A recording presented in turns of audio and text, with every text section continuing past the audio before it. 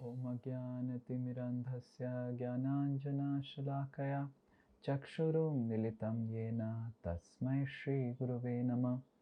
Namam Vishnupadaya Krishna Presthaya Bhutale Srimate Bhaktivedanta Swami Niti Namine Namaste Saraswate Deve Gauravani Pracharine Nirvishesha Shunyavadi Paschatya Satarine Namo Mahabadanyaya Krishna Prema Pradayate Krishnaya Krishna Chaitanya Namine Gauratise Namaha. He Krishna Karuna Sindhu Dinabandhu Jagatpate Gopesha Gopika Kanta Radha Kanta Namastute Tapta Kanchana Gaurangi Radhe Brindavaneshwari Vrishabhanu Sute Devi Pranamami Hari Priye Vancha Kalpa Tarubhasya Kripa Sindhu Vyaevacha Patitanam Pavanebhyo Vaishnavebhyo Namo Namaha. Jai Shri Krishna Chaitanya Prabhu Nityananda Shri Advaita Gadadhara Shivasadi Gaura Bhakta Vrinda. Hare Krishna Krishna Krishna Hare Hare Hare Rama Rama Rama Hare Hare. Mukam karoti vachalam Pangum langhayate girim Yat kripa tamaham bande Shri Guru Dinatarinam Shri Paramananda Madhavam Shri Chaitanya Mishwaram.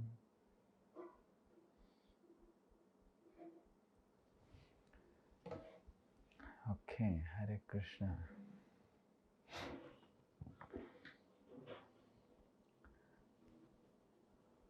So I welcome all of you to our Srimad Bhagavatam class. Some devotees, their video is on. Some devotees, they are off. Yes. Where is Bhisma Prabhu? He is not visible. Okay, Arpan is there. I think the fifth regulative principle is working well. For the recommendation for the initiation, I would suggest this is the best technique for the Gen Next devotees. For the Gen Next devotees, the fifth regulative principle is good. Good, that's good. Hare Krishna. So let's start. We were discussing about how Daksha entered the assembly where there were so many, practically all the major managerial stakeholders of the universe, all the big sorts, the big M of the universe had assembled for a yajna arranged by Brahma, and they were all waiting for Daksha to come. And Daksha entered, and as Daksha entered, everyone stood up. Everyone was influenced by Daksha's charisma, competence, expertise. And that's how his name is Daksha, the expert one. So everyone stood up. But what happened, we will see now. Just let's see.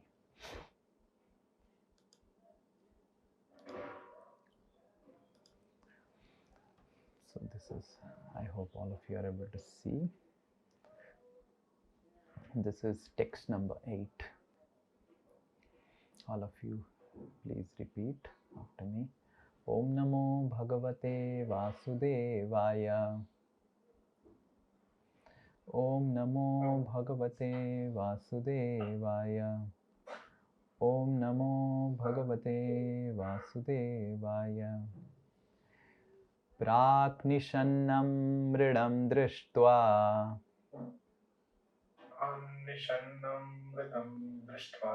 Namrishyat tad anadritaha. namrishyat tad anadritaha. Uvacha vamam chakshurvyam. Vachavamam chakshurvyam.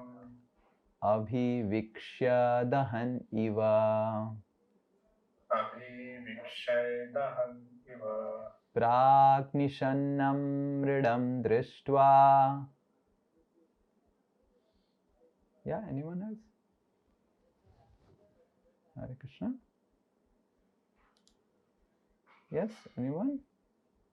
Pranishannam mridam drishtva Namrishat tad anadritaha. namrishyat tad anadritaha. Uvacha vamam chakshurvyam. Uvacha vamam chakshurvyam. Abhikshya dahan iva. Abhivikshya dahan iva. Translation and purport by His Divine Grace A.C. Bhaktivedanta Swami Srila Prabhupada ki jai. Before taking his seat, however, Daksha was very much offended to see Lord Shiva sitting and not showing him any respect.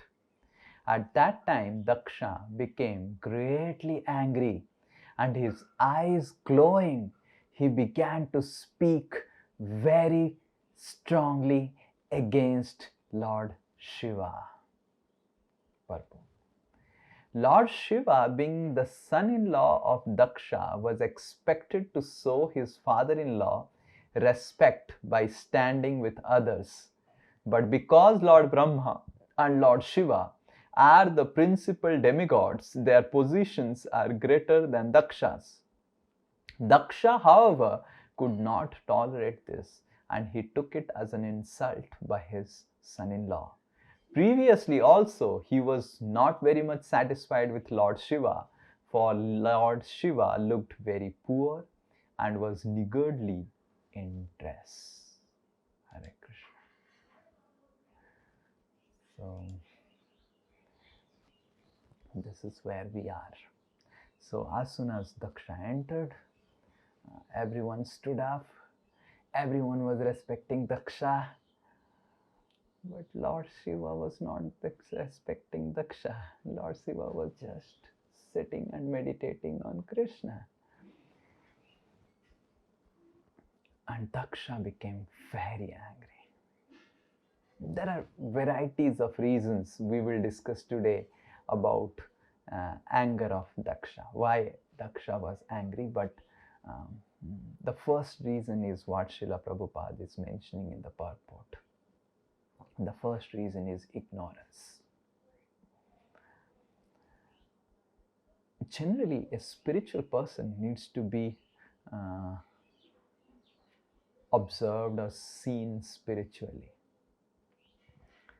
But Daksha's first mistake, or it's the general mistake, Daksha is just an example, an instrument to show the Dakshinas. We all have some Dakshinas. We all, we will see today. So, the Daksha mentality is to see the spiritual personalities in a material way. In this world, the spiritual personalities, they also behave like ordinary persons. It's not that when you become a pure devotee, you will have 10 hands and 10 heads like Ravana, and you will still have the 2 hands, you will still have the head, you will still have all the material things going on. But what distinguishes a pure devotee, a devotee from anyone else, are the spiritual activities. But the problem is, the mentality of ignorance, Daksha-like ignorance, is to see spiritual persons in a material way, or trying to judge spiritual persons materially based on age, based on caste, based on gender, based on financial status, all these things. Oh, he is just a poor person. Krishna has not shown his favor to him because he is poor. And this person is a very advanced devotee. Why? Because he is so rich and still he is able to serve Krishna. That is why he is great. He is simply a poor devotee. Or sometimes we may judge Vaishnavas based on caste or based on different material situations. So Padma Puran says of all the aparadhas, the Padma Puran says that Vaishnaver Jati Buddhi. Padma Puran mentions a verse. In that verse, it speaks about all the types of aparadhas, how we can make. It says that Guru Shu Naramati. It says that how the spiritual master is Naramati, to consider the spiritual master as an ordinary person. Arche Shiladhi, to consider the Archa Vigraha or the deity form of the Lord as a stone. Vaishnaver Jati Buddhi, to consider Vaishnavas or devotees based on material qualifications, material things. And Sabde Brahmane, and the Brahma Sabda, the Brahma sound, the holy name of Krishna, as general ordinary sound vibration. So this is technically defined as the aparadhas. The Guru Aparadh, Nam Aparadh or Bhagavat Aparadh, and Vaishnava Aparadh. And among the Vaishnava Aparadh, the Purana says that Vaishnaver Jati Buddhi, to see the devotees in terms of their material qualifications or material status, and to judge them and to offend them, or discriminate between them, differentiate between them based on what material status they are having. Like sometimes some devotees are able to sing very nicely. So we think, oh, because he is singing so nicely, so sweetly, he is an advanced devotee. He may be an advanced devotee, but being an advanced devotee, the criteria to determine an advanced devotee is not that he is singing well, because sometimes some advanced devotees may not be able to sing well. He is a very advanced devotee because he speaks so nicely about Krishna.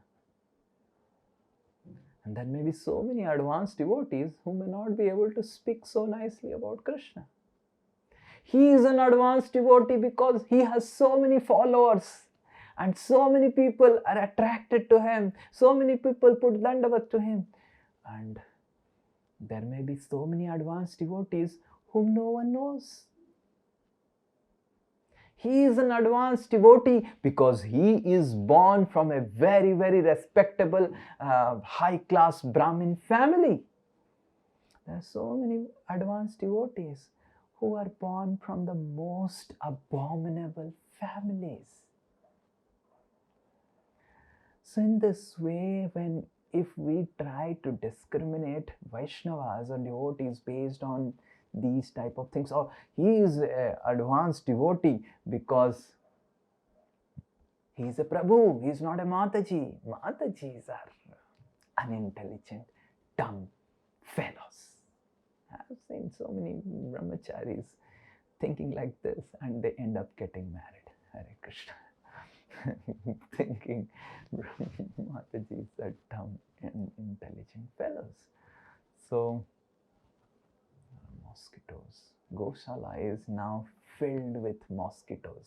Today when I went for Mangal Aarti, I was taking bath and so many mosquitoes eating my legs, and then in Mangal Aarti, so many mosquitoes. You can come here to experience them. Hare Krishna. So based on any material things, we discriminate Vaishnavas. And here Daksha is saying Lord Shiva as son-in-law. He is my son-in-law, and he should get up, he should offer me obeisances. And so sometimes we have this tendency that if someone is offering me obeisances, I am great. But we must understand that if someone is offering you obeisances, you are not great, he is great. Hare Krishna. This is Vaishnava understanding. If I am offering obeisances to someone, definitely the other person is great, but it shows my greatness of Hare Krishna. It shows my greatness, that how a person is always respectful to everyone. So Daksha thought that who is this Lord Shiva? He doesn't wear proper dress. He is not dressed nicely. He is just sitting like this, not standing up. And he is my son-in-law. He must show me respect. And why he is not showing respect? And he became very, very, very angry. Hare Krishna. Very angry, very angry. And then we will see now what Daksha is after in anger is going to speak. Hare Krishna. Let's see.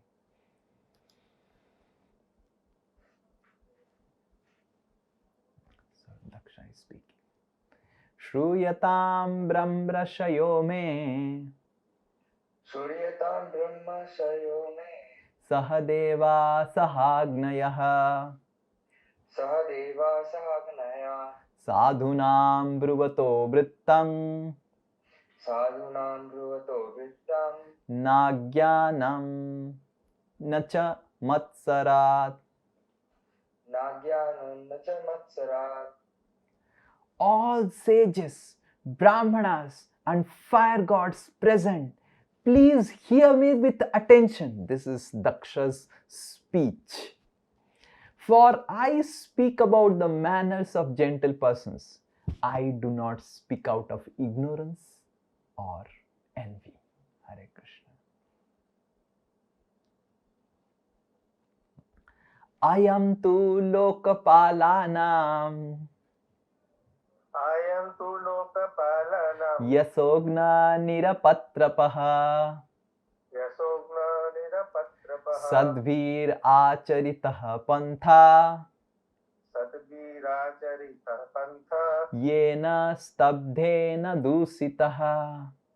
rena stabdena dushitaha. Shiva has spoiled the name and fame of the governors of the universe and has polluted the path of gentle manners. Because he is shameless, he doesn't know how to act. No, actually, English is nice, but Sanskrit is much, much nice. So you see, Daksha didn't even thought to mention Lord Shiva's name as Mahesh. Daksha mentioned as I am this one. Just like you're understanding the speech, you're able to understand this one, I am. This one, Lord Shiva, has spoiled the name of all the governors. And Daksha is telling, yeah, I am speaking not out of ignorance, not out of envy. I am most pure. And I am trying to bring about a great, remarkable transformation in your all thought process. All of you are thinking about Lord Shiva as a great person. Now I have come to change your thought process. Let me tell you, this Shiva has polluted everyone. Hare Krishna. Just imagine. This is something which is important to understand. As soon as we find faults in someone, actually we have those faults within our heart. We can only see faults in others provided we have those faults. Otherwise, it is impossible to see faults. If we are able to see some faults in someone, then we definitely have those faults in us. Daksha is saying and telling openly that he is not speaking out of envy and ignorance, but just see, we will see now what he is speaking about. Because whatever we have within is what comes out without. Just like the famous example of Indra. Now, Narad Muni, whenever he used to come to Vaikuntha, he used to see Vishnu sleeping, lying down with Mother Lakshmi and enjoying with Mother Lakshmi. So Narad Muni was a little bit worried that Lord Vishnu is actually he's the example, he's the leader. So he's showing such nice example for Grihasthas, but he's not showing right example for the sannyasis and the brahmacharis. So one day Narad Muni requested Vishnu that, why so many avatars are there? Why don't you have an avatar which will be a leading example for all of us, the Vairagis, the sannyasis, who have left the Grihastha ashram and who are roaming as sannyasis. And Lord Vishnu decided to take the role of a sannyasi and became the Narayan Rishi. And he got his disciple Arjuna, and they became Narayan Rishi.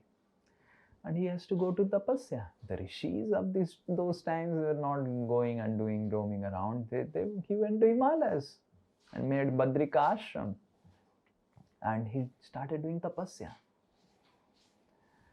Now, and just imagine how when Lord does anything, he does it to the supreme most ability so that no one is able to do. Like when Lord gets married, he does in such a way that no one can get married like the Lord.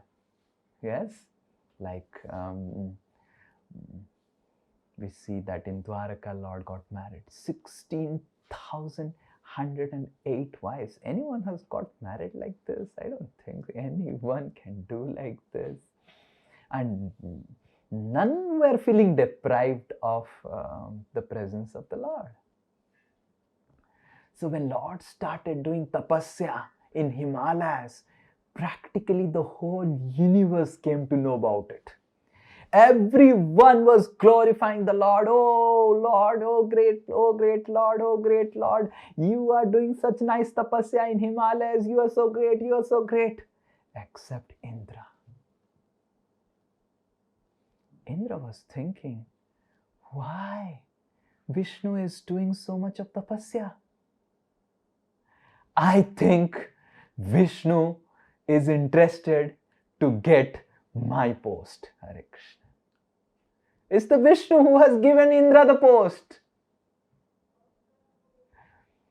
And Indra is thinking, I think Vishnu is interested of, he's got bored now to sleep in the milk ocean. Now he wants my post, and he has come and he is doing the tapasya. Just imagine what is the level of ignorance. And Indra, when he thinks like this, Indra sends Kamdev. And he orders Kamdev that you must go and disturb these rishis. I'm very, very concerned. Kamdev says, they are the Supreme Lord, and Arjuna, I cannot, I may get destroyed. Indra says, I order you, if you do not go and disturb them, I will destroy you. So Kamdev thinks it's better to get destroyed by the anger of Lord than to get destroyed by anger of Indra. And then Kamdev comes with all different ladies and creates an extremely romantic situation. It's like something like Hawaii Islands. It's very, very romantic. And it's cool breeze. Himalayas are generally very cold, but suddenly in that area it became like spring. And nice fragrance and cool breezes were blowing. The sound of the waterfall was there, and then there was a tinkling of the sounds of all the dancers, damsels dancing, and it's such a romantic situation. And they were dancing and dancing and dancing and dancing and dancing. They became so tired. They finally told Cupid that we are going, nothing is happening. And Nara and Rishi are just sitting and doing, they're completely in meditation. And they were completely tired. And then Cupid understood it's he has done a big mistake. He comes and falls at the feet of Narayan. And Nara and Rishi, they opened their eyes and they're smiling. And as Narayan Rishi, he smiled, from all his different aura or effulgence, so many more beautiful ladies, they got created. And they started dancing. Hare Krishna. And when they started dancing, these ladies who had been sent by Indra and Cupid, they were amazed. They were mesmerized. They were thinking, my goodness, wow, what wonderful dance they are doing. And after the entire dance got over, one of the dancing girl remained. And she came and put Dandavat to Narayan Rishi. And Narayan said, Kamdev, take this Urvasi to Indra. He will like her and he will enjoy Urvasi's dancing in. And that's how Indra got Urvasi. In this way, Indra, it's not for the first time, again and again Indra becomes so insecure. And the reason Indra becomes insecure is because he has this attachment to post and he thinks everyone is attached to post. For someone who is greedy, he thinks everyone is greedy. For someone who is envious, he thinks everyone is envious. For someone who is attached to the post, he thinks everyone is attached to the post. Our vision of this world is very much dependent on what is within us. So that is why, if we really want to change our vision, we need to change our condition of our heart. So Daksha is now speaking about Lord Shiva, and he's proclaiming that he is not speaking about ignorance or envy or anything else. We will see now what more Daksha has to speak about Lord Shiva. This is Daksha's biography on Lord Shiva. Hare Krishna. There's a lot of biographies, or say the documentary. Nowadays, the documentaries, BBC documentaries are very, very famous. This is Daksha's documentary on Lord Shiva. Hare Krishna.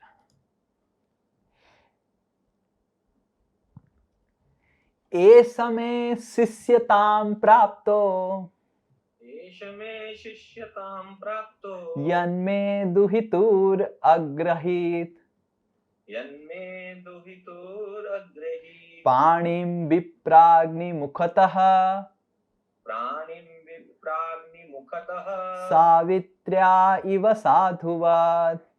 सावित्र्या इव साधुवत्. He has already accepted himself as my subordinate by marrying my daughter in the presence of fire and the Brahmanas.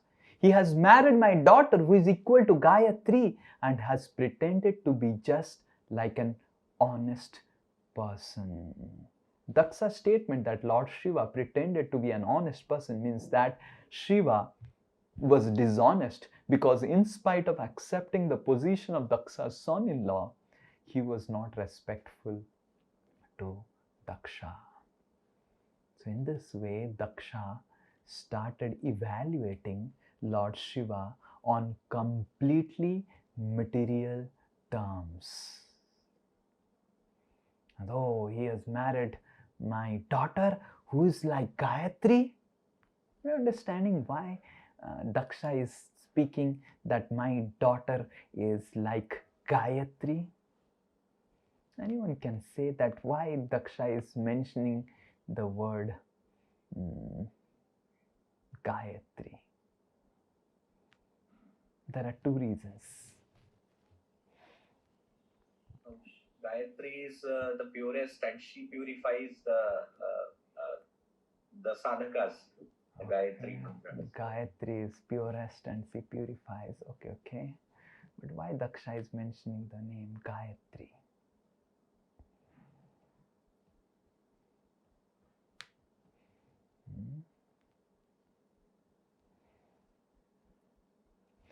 So, a donor is measured based on the amount and quality and quantity of donation he gives. Yes, correct? How a donor is mentioned. He's like in ISKCON we have 1 lakh rupees he has donated, or 10 lakh rupees he has donated, 1 crore rupees he has donated. A donor is based on the quantity and quality of donation he has given. So Daksha is trying to show his superiority by saying that my daughter was so glorious and I am so glorious, but I am so great that though I am so glorious, my daughter is so glorious, I gave my daughter to this third-class person, still this third-class person is not grateful and respectful to me. Hare Krishna. Just see, this is the internals of what Daksha is speaking. I am so great that I did such charity. Just imagine you go to an orphanage and you gave 1 crore donation to the orphanage. And the next day you go to the orphanage, they didn't even look at you. They didn't even give 1 drop of water to you. And they just neglected you. How will you feel? Yesterday I came and gave 1 crore and this is what you treat me? So Daksha was thinking, I gave my daughter Gayatri. I'm so great. My daughter is so great to this person. And this is how he's behaving, like an honest person. He doesn't know how great I am and he has to be respectful. Like this Daksha. And the second reason Daksha is mentioning Gayatri is actually the Gayatri is daughter of Brahma, or wife of Brahma, I think. So Lord Shiva is mentioning, Daksha is mentioning how great is my daughter, how pure. And that shows my greatness. And because I am so great, I need to be respected. So in this way, Daksha is trying to show his greatness in different ways. Now, the next we will see what Daksha is going to speak.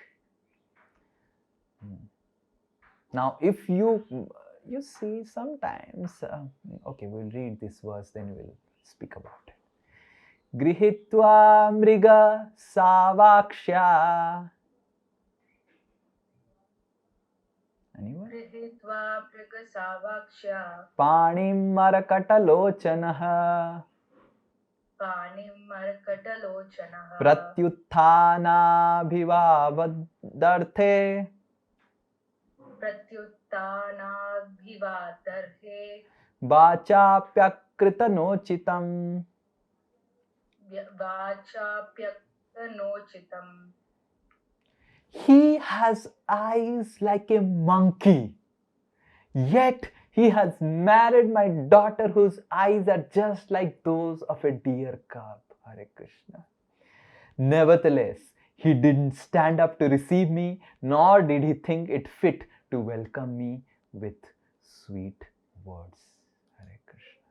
It takes guts to speak to Lord Shiva like this, that Lord Shiva has eyes like a monkey.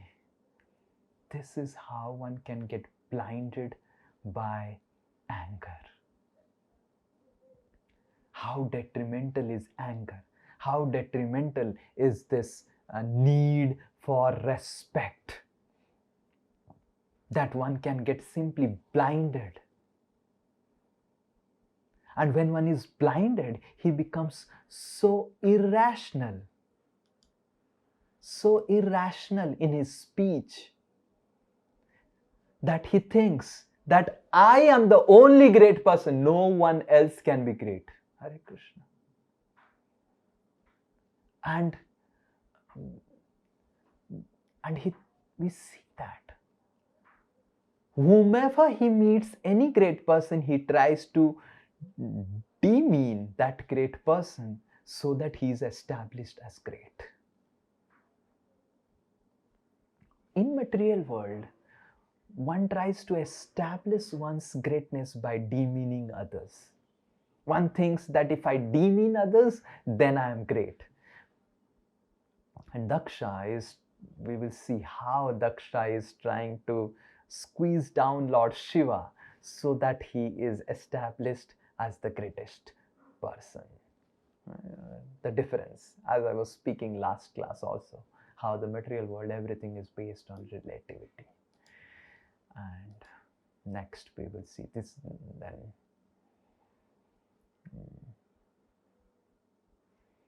we will see that. Now he will speak what? Now this is the crux of all the offenses. Pretavasesu ghoreshu Pretavasheshu ghoreshu Preter bhuta ganerbhrita Preterbhuta ganerbhita Attatyo unmatam nagno Atyat unmatan nagno Vyukta kesho hasanrudan Yukta kesho hasanrudan Chita bhasma krita snana Shita bhasma krita snana Pretashrat nashti bhushana Preta shranashti bhushana Sivapadesho hi ashivo Siva padesho hi asivo Matta janapriya Matto matta janapriya Pati pramattha nathanam Ati pramatta nathana Tamo matratmakatmanam. Tamo matratmakatmanam. He lives in filthy places like crematoriums, and his companions are ghosts and demons. Naked like a madman, sometimes laughing, sometimes crying, he smears crematorium ashes all over his body. He doesn't bathe regularly, and he ornaments his body with a garland of skulls and bones. Therefore, Only in name he is Shiva or auspicious. Actually, he is the most mad and inauspicious creature. Hare Krishna. Thus, he is very dear to crazy beings in the gross mode of ignorance, and he is their leader. Hare Krishna. Just imagine.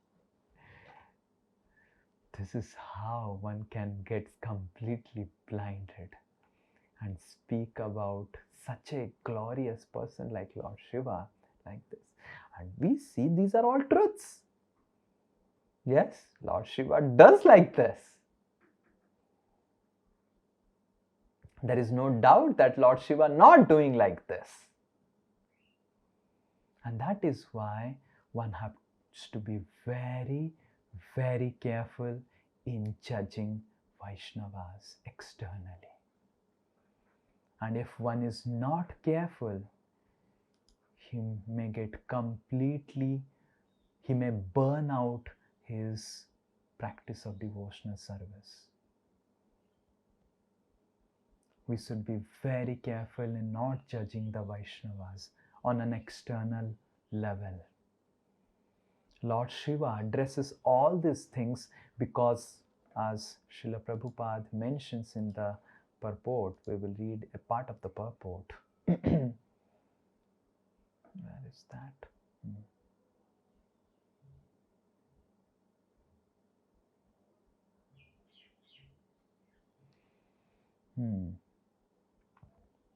In the creation of the Lord, there are different kinds of living creatures. Some of them are in mode of goodness, some are in passion, some are in ignorance.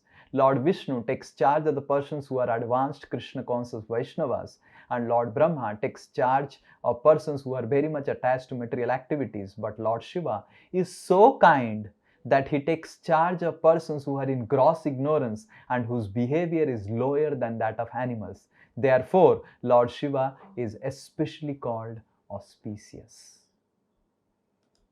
So we see that Lord Shiva behaves like this just to give shelter to all these most dumb, ignorant fellows who have no shelter by anyone.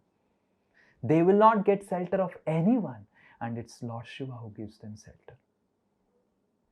And how Daksha is offending Lord Shiva based on his external looks. There is a famous story in this regard. So, Lord Sri Chaitanya Mahaprabhu came in the mood of Srimati Radharani, and Vrishabhanu Maharaj, Radharani's father, came as Pundarik Vidyanidhi. Pundarik Vidyanidhi was born in Chittagong or Chattagram. That time, Chittagong is a place in Bangladesh. And that time it was called Chattagram. So Pundarik Vidyanidhi, Vrishabhanu Maharaj in Krishna Leela, Srimati Radharani's father, appeared in Chattagram or Chittagong in Bangladesh. And Lord Chaitanya, while he was performing his Sankirtan pastimes in Navadvip, he used to feel great separation, and sometimes he would again and again call out, Pundarik, Pundarik, Pundarik, my father, where are you? Please come, Pundarik, my father, please come. And devotees could not understand whom Lord Chaitanya is referring to, because Lord Chaitanya's father is Jagannath Mishra. Who is Pundarik? Who is Pundarik? Only Mukunda could understand. You remember Mukunda? In Ekadasi class, we discussed about Mukunda. Mukunda Datta, the physician of Navadvip. He was a good physician. I think I should pray to him for all. So Mukunda Datta was knowing Pundarik Vidyanidhi. And understanding the heart of Lord Chaitanya, Pundarik Vidyanidhi shifted from Chattagram to Navadvip, and he secretly started residing in Navadvip. But because Mukunda was a very famous physician, he knew everyone in Navadvip. He came to know that Pundarik Vidyanidhi has reached Navadvip. And he one day invited Gadadhar Pandit and said, "Do you know Gadadhar? There is a very special, pure devotee, pure personality. He has arrived in Navadvip." Gadadhar Pandit was from childhood. Gadadhar Pandit had no interest in any material activities. He was the most celebrated renunciate from childhood in Navadvip. And Gadadhar Pandit was very, very interested to meet great souls, to discuss Krishna Katha with them, to hear Krishna Katha from them. So Gadadhar was very inspired, enthusiastic. Yes, yes, yes, we will go, I will go, I will go. And Mukunda took Gadadhar to Pundarik Vidyanidhi's house in Navadvip. And as Gadadhar Pandit entered, and he entered it was not a house, it was actually a palace. And Gadadhar was looking like this all around the palace and was thinking that where Mukunda has brought me. He has brought me to a palace. And then Mukunda and Gadadhar Pandit entered, and Gadadhar Pandit saw on a very high platform there is a beautiful bed made with silken cloth and soft bed, and a person was chewing pan. You know what is pan? And he was chewing pan with his mouth completely red, and he was again and again spitting on a golden bowl. You know how sometimes people eat pan, they spit again and again. There was a golden bowl kept, and he was spitting again and again. And again he was combing his hair, and some were applying oil in his hair, and he had wore very, very special silken cloth. There were two servants who were fanning him, and there were again and again lot of servants coming and offering him different items like sweets and all those drinks and beverages. And they also came and offered Mukunda and Gadadhar. And Pundarik, who was sitting on the top, he told Mukunda and Gadadhar to sit down, and many servants came to offer him also, and Gadadhar Pandit also, a lot of items. And this is Gadadhar, who is Vairagya Siromani, seeing him. And Gadadhar Pandit, heart to heart, he was thinking, where Mukunda has brought me today. He has brought me to the house of a materialist. He is doing April Fool to me today,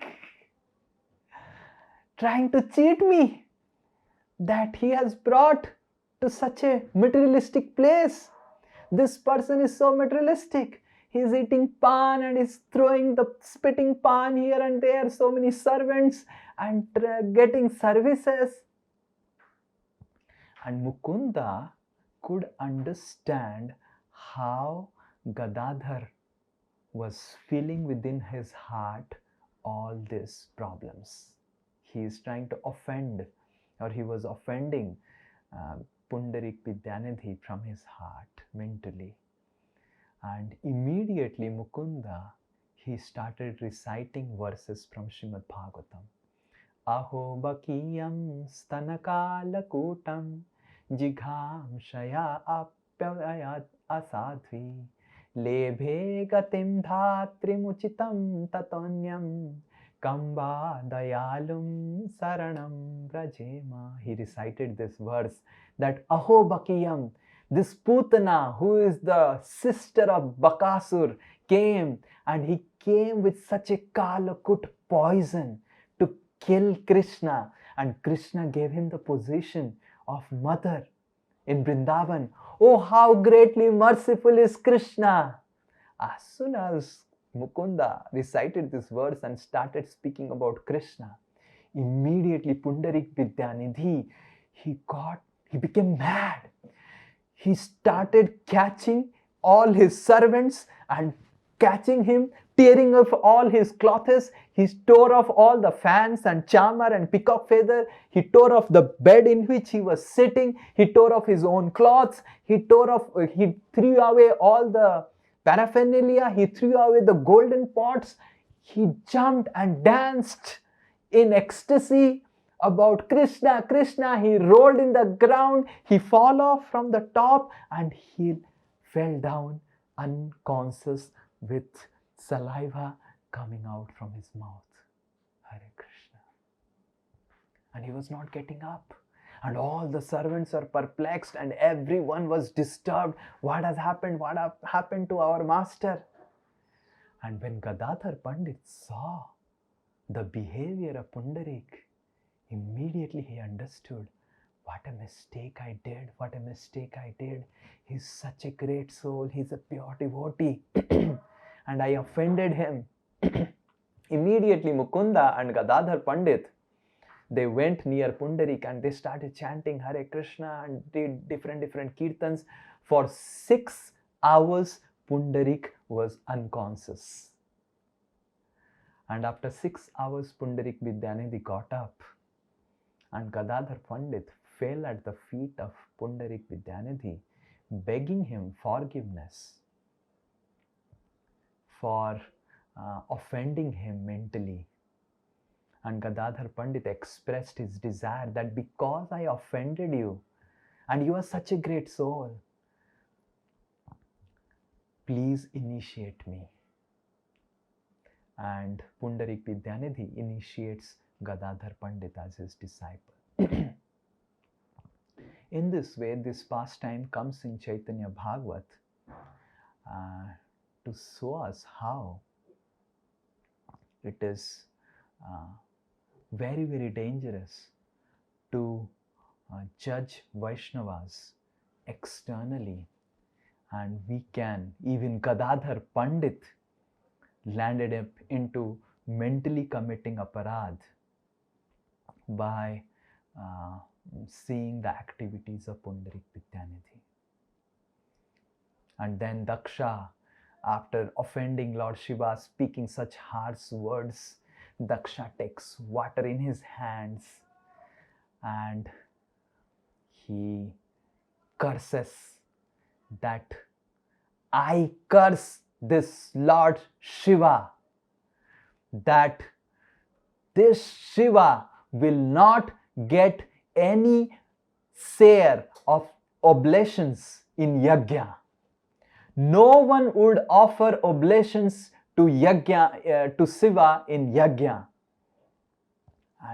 And speaking like this, he will be bereft of all sacrifices and worships. Daksha leaves the assembly. Hare Krishna. And our acharyas say that how this curse by Daksha is actually a blessing. A blessing because Lord Shiva was saved from associating with other demigods who are very, very materialistic and associating with them and taking the share of the sacrifices, because these yajnas are done in a very materialistic mode, in a very transactional mode, and how this curse became a blessing. And we will discuss what happens next when Daksha leaves the assembly in the next class. Anyone has any doubt or question? Hare Krishna. Yes. Kushal Bihari Prabhu. Then Hare Krishna, Prabhu. Yes. Am I audible? Yes, fully. Thank you, Prabhuji. Thank you so much for such nice lessons. Actually, I was just thinking when you were telling, and actually Bhagavatam describes in exact words how Daksha was offending Lord Shiva. That his eyes are like monkey and all.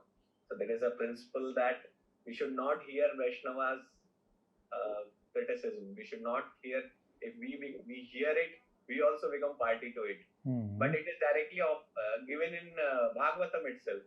So we are forced to hear every time whenever we read this section or hear classes that a Vaishnava is being offended by another person. So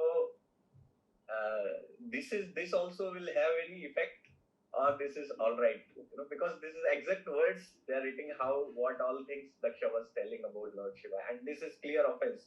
We can understand it outrightly. It's full offense against Lord Shiva and who is pure devotee. Our Acharya say, okay, very nice question. Our Acharya says that when people offend with harsh words and all these offensive words to great personalities, so Saraswati, who is sitting on their tongue, actually makes words in such a way that those words can mean to glorify the person, and those words can mean to offend the persons. So the general persons, they think that and the person who is offending and the other ignorant person, they think, oh, just see, he has offended. But actually, he has glorified. Hare Krishna, my doctor is calling. He has glorified. We will read the purport and from Prabhupada mentions Vishwanath Chakravarti Thakur. Just 1 minute. I will just read. Yeah.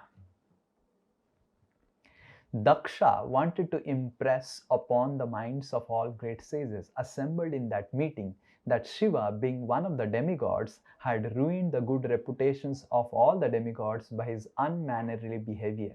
The words used against Lord Shiva by Daksha can also be understood in a different way, in a good sense. For example, he stated that Shiva is Yashogna, which means one who spoils name and fame. So this can also be interpreted to mean that he was so famous that his fame killed all other fame of all personalities. He was so famous as a devotee that his fame being devotee killed all other fame of all other demigods who were not devotees, pure devotees. Again, Daksha used the word Nirapatrapa, which also can be used in two senses. One sense is one who is stunted, and another sense one who is maintainer of persons who are stunted, who have no shelter. Generally, Lord Shiva is also known as the Lord of Bhutas. They take shelter of Lord Shiva because he is very kind to everyone and is quite quickly satisfied. Therefore, he is called Asutos. To such men who cannot approach other demigods or Vishnu, Lord Shiva gives shelter. Therefore, the word Nirapatrapa means shameless. Nirapatrapa also means that the shelter for the shameless. So in this way, Saraswati, who is sitting in the tongue of personalities, she doesn't allow persons to offend great persons like Lord Shiva, Lord Vishnu. And whenever they offend like this, she ensures that such words come out which have a double meaning. And the intelligent people, they take the meaning that is appreciation. There is an entire section in Chaitanya Charitamrita based on this, where Pradyumna Mishra wanted to understand Srimad Bhagavatam, and after that there is a story of a Bengali poet who is very, very intelligent, very, very, sometimes we have intelligent, we try to judge, scrutinize and analyze everything and anything. So this Bengali poet who is very intelligent and artistic, he writes one sloka on Jagannath or Lord Chaitanya or whatever it is. And every poet who wants to sow his slokas would have to go through Swarup Damodar Goswami before it reaches to Lord Chaitanya Mahaprabhu. And Swarup Damodar Goswami reads it, and that sloka was actually an offense to the Lord. So Swarup Damodar Goswami explains how this is an offense, and again Swarup Damodar Goswami explains that how this also can be interpreted as an appreciation or glorification. And in that entire section, Kaviraj Goswami explains that when different demons, they from Srimad Bhagavatam, how different demons in Srimad Bhagavatam have offended Krishna by speaking different words. But Biswanath Chakravarti Thakur and our acharyas have mentioned how those offenses can also be taken as glorification. Sometimes later we can discuss elaborately, because it's a big subject matter. In different sections it comes in Srimad Bhagavatam. Okay. Yes, Shyama Priya Mataji. Hare Krishna, Prabhu. Dandavat Yes. pranam. Prabhu, so when we associate with advanced devotees, especially during the first time and everything, we get to know about a lot of things about them, like the services they did, and at that moment we feel a lot of gratitude that, oh, we are able to associate with such great personalities. But as time goes on, when we keep associating with them on a daily or a weekly basis, we see them in the temple and they become like ordinary persons, because we keep seeing them again and again. I mean, I see it like that. So it becomes like that for me, that when I see them again, I do not see them as how I saw them the first time, like when I heard their glorification. When I see them again, now I see them as an ordinary person. So how can I change that role? Yeah. And because that familiarity breeds contempt, that is why it is important that we every day hear the glorification. That is why every day, 3 times a day, we are asked as a regulation to glorify the spiritual master. Yasya Trisandhyams. Because the tendency is to materially get familiar with spiritual personalities, especially those whom we are taking shelter of. And also the Vaishnavas. We again and again recite every day, Vancha Kalpataru Vaishya Kripa Sindhu Vyaivacha. We address other Vaishnavas as Prabhu again and again. And we are asked as a strict regulation to remember the glories of spiritual master 3 times a day. And also we are asked regularly to read about the glories of Krishna every day, Nityam Bhagavat Sevaya. So sometimes we think that, oh, I have heard the glories of this person. So we should actually ensure that we always meditate on the glories of the spiritual personalities. And when we meditate on the glories regularly, so we will not become materially, familiar. So we should try to make an habit of trying to meditate on the good qualities of Vaishnavas on a daily basis, so that we do not take Vaishnavas materially. And just like on a daily basis we chant Hare Krishna, daily basis we hear Srimad Bhagavatam, so that we do not become familiar with Krishna. Sukadev Goswami, before speaking Ras Leela and the 10th canto of Srimad Bhagavatam, explains the entire 9 cantos about the glories of Lord Krishna, who is Vishnu, who is the most powerful one. And that same powerful Lord is doing such sweet leelas, but never offend those leelas.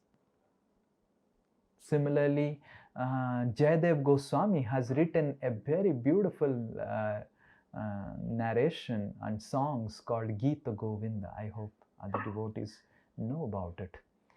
So there is somewhere please mute, all of you mute yourself. So so Gita Govinda, and the Mangala Charan of the Gita Govinda, Jayadev Goswami thought that this Gita Govinda will have all the songs about Ras Leela of Krishna, and people may think this Krishna is some ordinary boy or a Romeo playing with so many Juliets. So Jayadev Goswami writes the Mangala Charan of Gita Govinda, what we sing as Dasa Avatar Stotra. Jai Jagadisha Hare. That Krishna who is dancing in Rasa Leela is all these incarnations are the source. Krishna is the source of all these incarnations who is dancing with the gopis. Don't misunderstand him as an ordinary boy.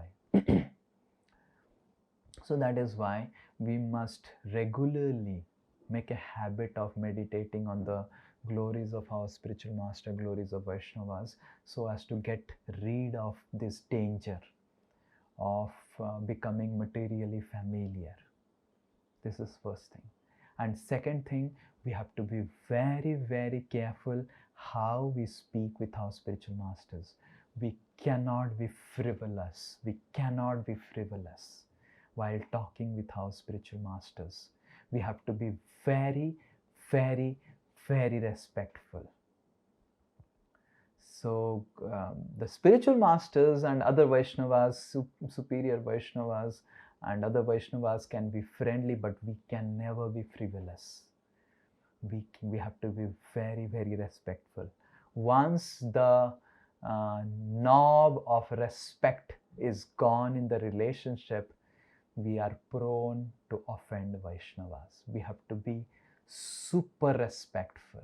Like, I remember how I deal with different Vaishnavas, those who are superior. Very, very careful. Very, very careful. I am very careful. So one has to be very careful, very careful, very careful in not becoming frivolous in speech. Frivolous speech is the mother of all disrespect and offenses.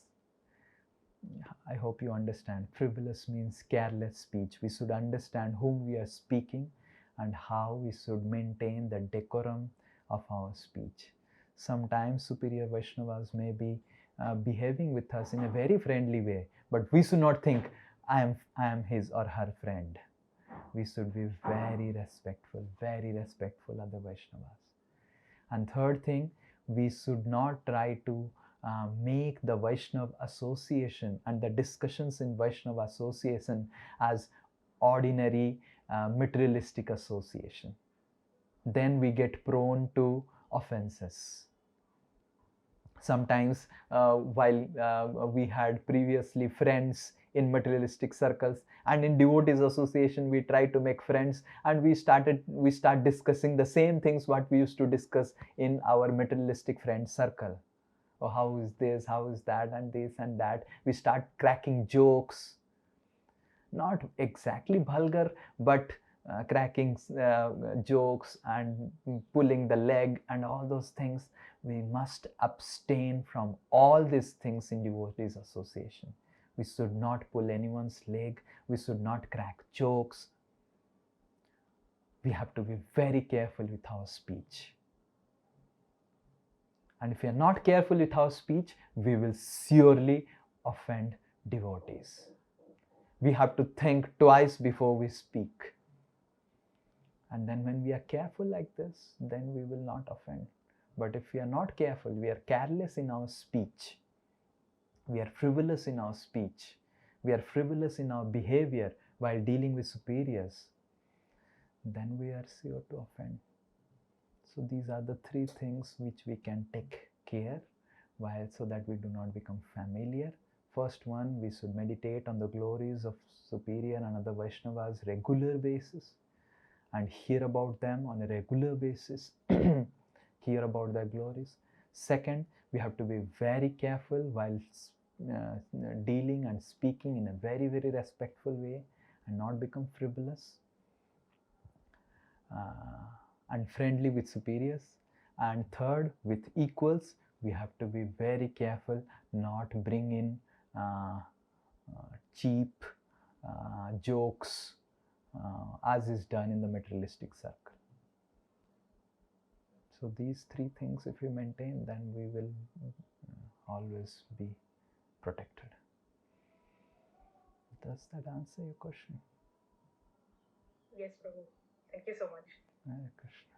Yes, Sabyasachi Prabhu then Hare said, Krishna Prabhuji, what Oh. you said the mother of frivolous speech is frivolous the mother speech is the mother of all disrespect and offenses arising from disrespect.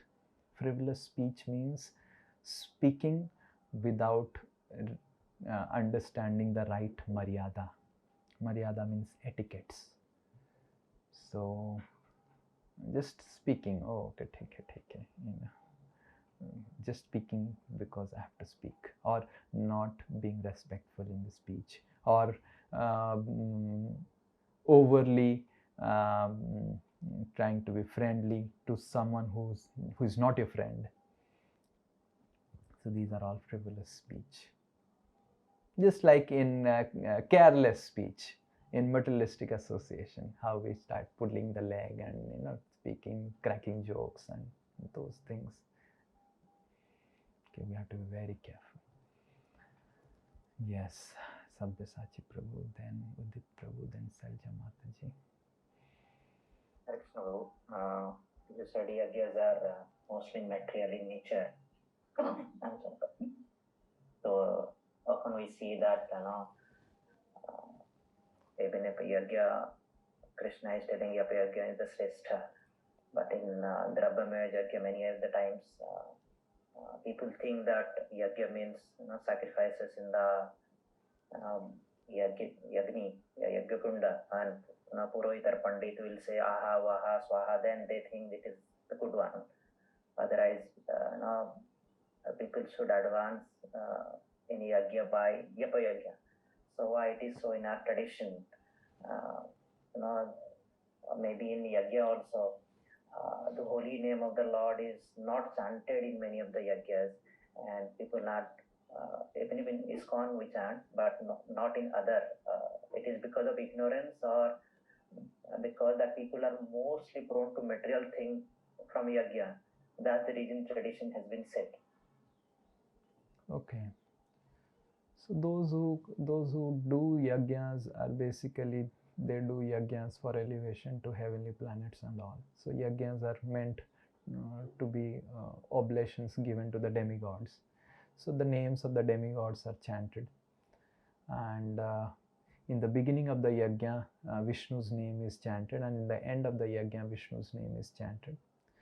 So these yajnas are mentioned in the Vedas, the Rig Vedas and all Vedas. Yajnas to all the demigods meant to elevate ones to heavenly planets. They are meant to elevate one to gradually to the level of understanding that Vishnu is actually the source of all the powers that are given to the demigods. So first they need power, so they approach the demigods. Now, when they approach the demigods, the people, they think that the demigods are actually superior, then they can offer me so many things. But later on, they find that the demigods also, when they land up into problem, they go to Vishnu. So that means Vishnu is superior than the demigods. Let me take shelter of Vishnu. So then they start taking shelter of Vishnu for material things. They are called Sukritino in Bhagavad Gita. And then when they start taking shelter of Vishnu, they get material things for Vishnu, but they don't get satisfaction. And they see devotees, other devotees of Vishnu, who take shelter of Vishnu without any material reasons. They just love Vishnu, and they derive so much of satisfaction. So they compare. He is a devotee of Vishnu, I am also a devotee of Vishnu, but he is having so happy, he is so satisfied, and I am getting so much from Vishnu, but I am not satisfied. Why? And then he becomes more and more pure in his worship to Vishnu. So it's a gradual process, and it starts with yajna and ends with pure devotional service to Krishna. But if one meets a pure devotee of Krishna, then he is immediately transported to the level of directly practicing pure devotional service. He may not become a pure devotee immediately, but he is immediately. Just like we meet Srila Prabhupada, we somehow stumbled to meet with Srila Prabhupada's books and Srila Prabhupada. So immediately we are transported to practicing pure devotional service. Immediately we do not become pure devotee, but we start practicing pure devotional service immediately. But these yajnas are mentioned for gradually elevating a person. Okay. Yes, Salja Mataji. Then Udit Prabhu. Hare Krishna Prabhuji, Dandavat Pranam. Yes. Prabhuji, my question, when we're talking about aparad, how we see aparadhas, how we see others, like Prabhuji, like in my, मुझे ऐसा लगता है कि हम किसी को देखते हैं, if it is wrong, then how we can avoid seeing and judging the wrong thing which we see as we are devotees first thing, and how हमारा नजरिया कैसे बदल सकते हैं? So if we see something wrong, if something really wrong is happening, if something really wrong is happening and we see that something wrong is happening and we feel that this needs to be corrected and all, so we inform the concerned authorities. To inform the concerned authorities about something wrong that is happening is not offensive mentality. But to start acting and correcting without authority is offensive mentality. So it's not that if we are seeing something wrong, we just have to keep quiet, oh, everything is right, like that. We can report to the concerned authorities. But if we start acting, thinking that I am the authority of everyone and I am the authorized person to mend everyone, then that's wrong. So if something is wrong, then it needs to be corrected, it needs to be mended. But there are personalities who can correct it. So we need to approach them. And Prabhuji, second question is, like, even if you are not in a position to correct a person, and then also that fault-seeing tendency is there in our heart. Yeah, then how we can imagine we have tendency to see the faults. Then we have to be careful. First, we have to be careful in not not going to those situations where my tendency will get aggravated, first thing. And second thing, we have to be careful in, we also have to ensure that, imagine we are seeing fault in someone, we go to some people who appreciate that person and hear some of his appreciations, then we will get some understanding about the appreciations of a person. And if he is really a materialistic person, then we have to avoid his association. Okay. Krishna. So Prabhuji, avoiding association is like, it's not like arrogance, no? No, it's not if we avoid someone's association because he finds faults or like that, so we avoid association. Okay.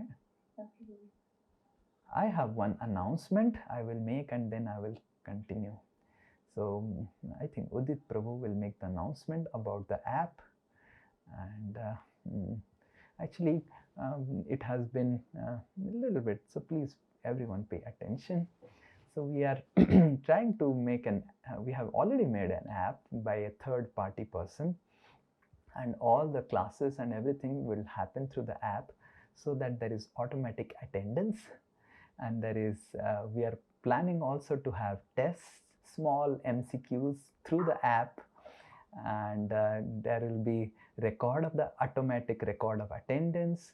There will be automatic videos that will be uploaded. You can see them. You do not have to go to wait for the YouTube to arrive, and you will get your attendance score, you will get your test score, and you will get how many classes you attended in a month and in a year, and you get everything in just your app, your login.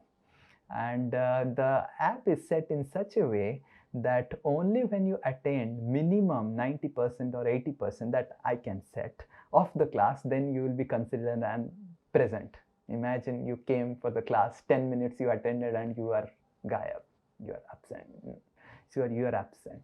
So you have to minimum attend some things, and then you have to keep the video on. So I am trying to use the technology in service of Krishna, and so that's what Udit Prabhu is working with the app person and trying to ensure that it becomes, it's already live in the Android Play Store, but the other things we have to actually make it live. So this is just an announcement for what is coming next in our all the classes, so that it becomes very easy for me to track, because you have to log in, and when you log in, then you will have to log in through the app to attend the class. So your automatic attendance, as you log out, immediately the app records when you logged in, when you logged out, whether your video is on, video is off, and what all things you did while attending the classes. Hare Krishna. Something like mini Paramatma for your class. Hare Krishna. This is something which we are trying to do too, because you see, being someone's teacher in Kali Yuga is a difficult process. It's a difficult thing. It's a troublesome affair. So I'm trying to reduce the trouble by all these technologies. Hare Krishna. Trying to ensure that everyone is attentive. Yes, Hare Krishna. Yes, Udit Prabhu. I hope all of you are happy with this news. Extremely happy, Prabhuji. We don't have to We'll have small tests, little bit of test where you can choose the MCQs, and you will get your test results and how much you. So we'll have a lot of things. It has a lot of facilities. I was very inspired, but they are trying to make money out of it. So we'll have to keep some little bit of amount of every courses or whatever small sections of Srimad, maybe 100 rupees, 150 rupees, because they get money when students pay through the app or some things. When it is launched, Udit Prabhu will explain. I just explained the concept. Hare Krishna. Yes, Udit Prabhu. Just to add to this app will also use to launch new courses also, and increasing our outreach to devotees. So it can be act as a platform for all of us. That was Udit Prabhu's idea. My idea is this much. If I can reach out properly to those who are already connected, and Udit Prabhu will reach out to people, those who are not connected. So we have made a Gatbandhan treaty. Yes. For this Daksh conversation, if you see, it's a conversation between son-in-law and father-in-law. So in marriages also we see that a boy has to accept a new family and girl has to accept a new family. And while accepting the family, like Daksh is mentioning, right, in 4.2.11, that he's already accepted himself as my subordinate by marrying my daughter. So generally in this sort of family situation, you are accepting a new family. So what should be our consciousness, and what should be the other's family consciousness when they are accepting a new member? Is it like a subordinate or the superior, or what is the ideal behavior? So in family situation, we accept accept respects and everything based on age and the relationship. Like for a son-in-law, father-in-law is a respectable person. So he must respect, he must offer obeisances and all those things. So in familial relationships, we must go through the material standards and evaluation. That is Vayobridha. Someone who is higher in age, he is respectable. So even if you are a very great person, you are working in a very big company and all, and your elder brother is a poor farmer, he is uneducated, and you are the younger brother and you are very, very, it is important that you pay respect. So these are all familial relationships and all. It goes through like that. But here the exception is that Lord Shiva is the son-in-law, who is the Supreme Lord, who is the expansion of the Supreme Lord himself. So one is not expected to behave like this.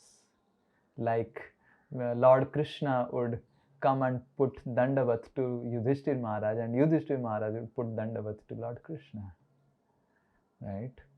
So Lord Krishna would put Dandavat to the Brahmanas through the material codes of conduct, and the Brahmanas would put Dandavat to Krishna through material codes of conduct. The Brahmanas would not say, oh, just see, he is a king and he is supposed to offer obeisances, not offering obeisances. That's what Romaharshana Sutta was thinking. He says, I am a Brahmana and he is just a king arriving, why I should stand up? But he forgot, he is not an ordinary king. He is Balramji himself. But in family relationship, we must follow the codes of conduct, that is Bayo Briddha is respectable. One who is higher in age, a relationship is respectable. And Prabhu, in family relationships which are within devotees, there is something different behavior or it's the same? Yeah, family relationship within devotees, we have to be very, very respectful. Like if your wife is devotee, or someone's wife is devotee, or husband is devotee, the husband should develop respect. The husband should not think, oh, see, anyway, my wife, she is younger to me and just subordinate to me. He should stop behaving like that. And the wife understands, is my husband become a devotee, so she has to be more careful. Otherwise, in family itself, we will commit a lot of Vaishnava aparadh. So we have to be very, very careful. We should be respectful and careful. But simultaneously, it should not be so careful and respectful that we lose the intimacy and like that. So both the things have to be there. But respect is very important. Yes, Nidhi Mataji, and then Poonam Mataji, we will end. Hare Krishna, Prabhuji. Prabhuji, yes. Prabhuji, what I was asking is that if we talk positively about a situation or about a Vaishnav, is that also an aparadh? I mean, because we are again judging the qualities of the Vaishnav. If we speak positively of a devotee and imagine those positive things are not there in that devotee, or you are trying to judge in your own way positively, it is not so serious. It can be maximum flattery, which is not a serious offense, provided the devotee doesn't feel offended. Sometimes when we flatter someone, the person may feel offended. So we have to be careful not to flatter. Our appreciations and positive appreciations should be genuine, and it should have some case studies involved and some examples. It should not be out of air. Then the person may not feel offended. And getting inspiration from, suppose I see something positive in my senior, and I talk to others, this one is doing this, so it's so good. We should also do this. I mean, we should also try to do this. If she can do or he can do, why not we? We can also try. That's good. That's nice. So we should. That's good. There is nothing wrong in that. And sometimes, Prabhuji, it happens that there is a situation we have to talk about, we have to inform about that person to someone else. Hey, this has happened, so better be careful. So is that also an aparadh? Yeah. So sometimes we have to inform about someone to someone else in order to protect him or her.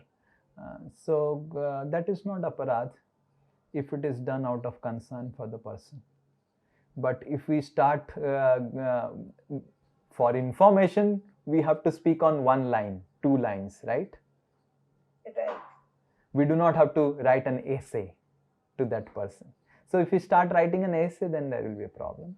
But if we just tell that you have to be careful, that some things have happened like this, be careful like this. So it's important that we inform. So you mean that deliberation on that incident becomes a apparadh? Yeah, it's not deliberate. We inform and we forget. Okay. Okay. Yes. Hare Krishna. Yes, Poonam Mataji. Hare Krishna, Prabhuji, Danut Pranam. Prabhuji, you said that we should not have frivolous tone while talking to our superiors, Vaishnavas and spiritual master, definitely. But when we come to the same age group of devotees, like we have our small reading groups, so we are quite friendly. Definitely, we don't have like demeaning jokes and all. Is that okay, or can that also lead to aparadh? Because few of the devotees are very advanced already, and we are just starting. So we have to understand that the friendly behaviors, the friendly relationships are very intimate. So we cannot artificially be behaving among the friends. Oh, no, Prabhuji has spoken now. We have to be very careful in our speech. I have to now think twice. And someone asks you a question, then you tell Prabhuji has told, think twice before you speak. I will think for 5 minutes, then I will speak the next statement. So we do not have to be like that. Frivolous speech means careless speech, not and also materialistic speech, or leg pulling, so or flattering. So we should be genuine. If we are genuine, if we are really trying to be friend of someone, we be genuine friend of someone, and being genuine, will always remain protected. Neither we try to use flattery, or trying to somehow exaggerate appreciations and all, or trying to find faults, or trying to crack jokes. Just be genuine and normal, and be normal and genuine. That will help us, and we do not have to worry, oh, that we are all friends, we cannot make fun. So we make fun of each other. Imagine we crack some jokes, because in friends generally jokes and cracking jokes and all those things are done. But then immediately we should beg forgiveness. It's just a joke, and sorry if you felt offended.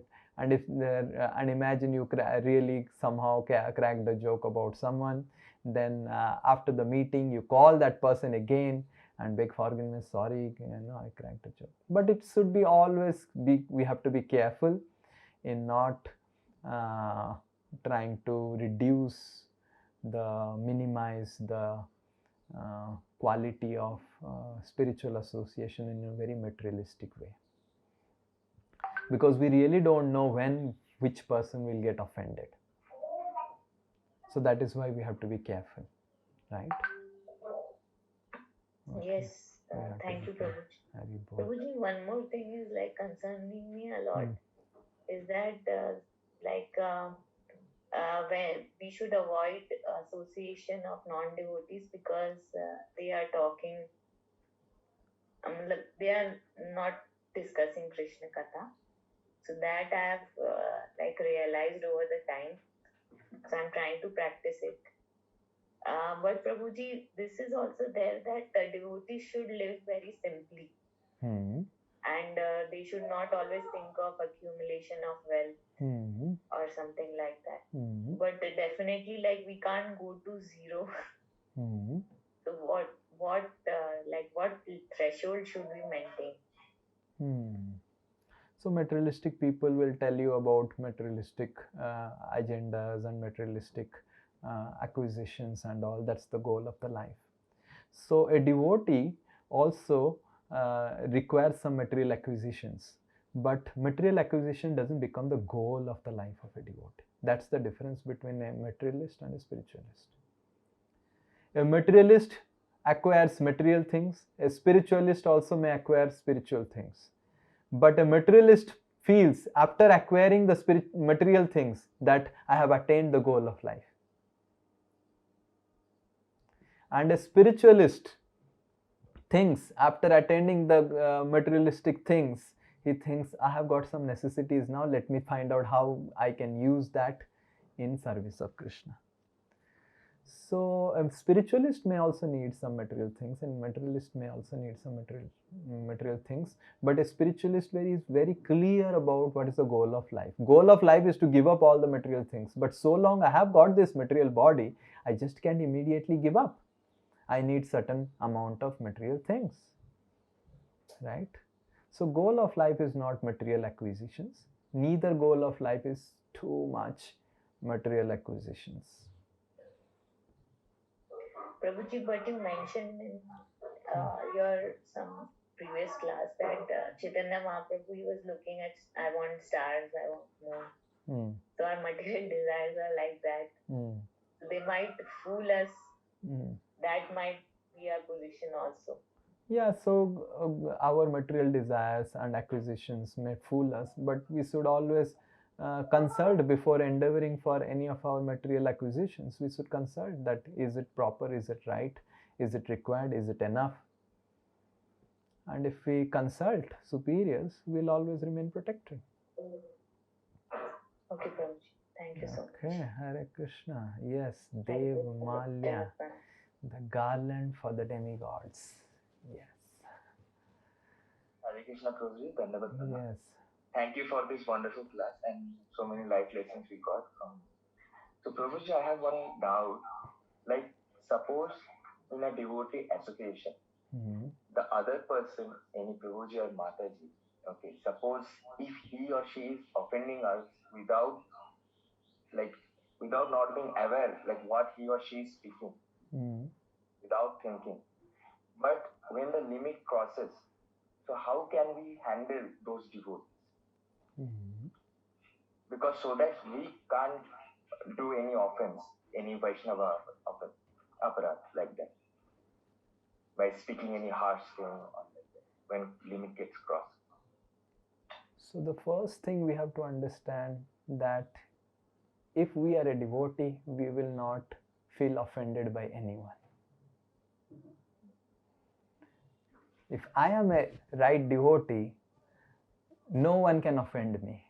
Matlab, I would not feel offended by anyone. Others may feel, oh, that Prabhuji offended this Prabhuji. That Prabhuji offended Sri Nitai Das. But Sri Nitai Das, it's normal, it's fine, no problem. So if we are a devotee, we should not think that, oh, I am being offended, we will see. But definitely we can feel pain, because devotee is not a stone-hearted person. He is a person who feels the pain. We definitely can avoid the association. We all have the right to avoid the association if we feel the pain. Okay. So, but we should understand that if someone is speaking some harsh words to us, a devotee never thinks, oh, he is offending me, I am a great devotee. The devotee thinks, oh, it is my karma which is coming back. I might have spoken some harsh words in previous life or this life to someone, and it's just coming back. A devotee thinks like this. A devotee just doesn't think, oh, I am a great devotee, he is offending, just see what will happen to him. Because of his offenses, all his devotional service will go away. That is not the thing. A devotee thinks, oh, my karma is coming back to me. Okay. And we should try to avoid the association of that person if we are hurt by someone and all. We will see ahead how Lord Shiva tried to avoid the association of Daksha, and also advised Sati to not go to Daksha. But Sati went, and just see what happened. That we can do, we will discuss in next classes. So, Prabhuji, in this one, I have one more question. Like, suppose if I avoid that association, okay, And later, maybe that Prabhuji or Mataji, he realized, like, okay, this Malya Prabhu had started avoiding me. Okay, so I need to ask her, ask him, like, why he is avoiding me. So when they are coming back to me, so how should, like, in what way shall I deal with them? Yeah, so we should deal nicely with them, and we should forgive them. But definitely, if we have to be careful, and we have to observe for certain amount of time, because it takes time to change, for a change to happen in a person. The person may be repentful of his previous things, but it will also take some time for the person to change. So we may forgive and all those things, but we may have to be alert and careful, so that he doesn't get another opportunity and another scene doesn't happen again. Like that. So that means we should forgive them, but we should not forget. No, we can also forget them, but we have to be alert. Otherwise, we will land up into problem, and we will make others land up into problem. So we can remember definitely, and we need to forget only when we observe certain changes. We cannot immediately forget, and we cannot immediately become again normal, right? So we have to be careful. Once, twice, thrice, imagine after dealing with a person, we get again and again the same, we get cheated again and again, and or whatever it is, all problems are happening. So, and the person is coming and begging forgiveness, is repentful. So we have to be observant of him for maybe, we have to give some time, 6 months, 1 year, 2 years, we have to give some time. And in that, imagine he has not again shown his previous behavior, then we understand he has really repented, and that thing has gone out of his system. So if that thing has gone out of his system, so we should also take it out from our system, like that. But so long it has not come out of that system, that person's, just like Lord Shiva maintained a distance from Daksha, because Daksha maintained his offensive mentality. But imagine Daksha gets purified, why would Lord Shiva maintain a distance? So we have to be observant. Okay. Yes. Thank you, Prabhu. Nidhi Mataji, last question will end now. I have to go for last cooking. question. So far we have been talking about a devotee against a devotee. Offenses of how a devotee's behavior should be for a devotee or towards a devotee. Now, suppose it's a case of a devotee and a non-devotee. So the same principles should apply. Yes. We should apply the same principles, that we should not offend non-devotees also. A devotee is one who offends no one. Whether it's a devotee, non-devotee, devotee doesn't even offend an ant. So you have your ants in home, you don't offend them. You're okay. But luckily, I don't have any ants. Okay, so you are. So devotee doesn't offend anyone. He is respectful to everyone. But definitely, we have to deal with ants. We have to deal with mosquitoes. We have to deal with them. But we are not offensive to them. We are not. Devotee doesn't make a campaign against the mosquitoes. Campaign against the non-devotees. Devotee is loving and caring to everyone. Prabhuji, I have one more last question. It's like, it's not related to the subject that way, but it's a general this thing, that at house, if we light a mosquito repellent, it is an aparadh. We are doing mosquito aparadh. So if you put a mosquito repellent, then mosquito repellents are repellents. They are not killers of mosquitoes. So you light the repellent for 10-15 minutes and then switch on the fan with very high speed. So all the mosquitoes, and open the windows, and all the mosquitoes will be repelled out, and you close the windows and then switch off the repellent. This is one way we can do. And another way is we can use jali, like I have nets in all the windows so that the mosquitoes are not able to enter. But this bat system is really, it looks very, very offensive to the mosquitoes. This mosquito bat, and all it looks very, very offensive to the mosquitoes. It looks so. The bat is definitely a mosquito aparadh. It's not a. Okay, Prabhuji, thank you But so much. but the mosquitoes who have dengue and malaria viruses, they are like terrorists. So killing them in encounter is nothing wrong. So that also we have to understand. So Yes, one time one devotee was with Srila Prabhupada. There were a lot of mosquitoes in the room, and this devotee was trying to kill, and Prabhupada said, don't kill the mosquitoes. They are also living entity. They are spirit souls. We should not harm them. They are living entities. And this devotee was sitting, and what to do? Prabhupada said not to kill. And then after one time, one mosquito sat on the body of Srila Prabhupada.